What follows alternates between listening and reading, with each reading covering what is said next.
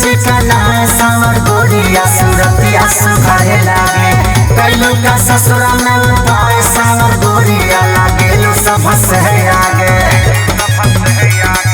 कौन दवाई खैली हो?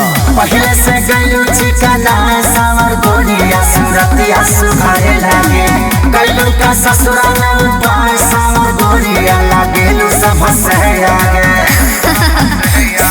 बोलो कि मारे मुझसे बड़ा दुख भागला मारे मुझसे बड़ा दुख भागला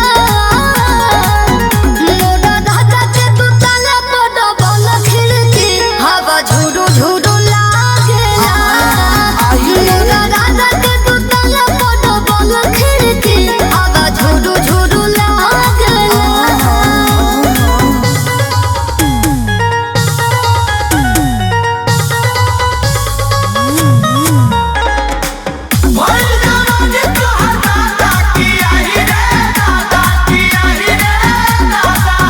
लक्ष्मीनिया कह के राजा जी बोलावेले मलकिनिया कह के हमके पोल्हावेले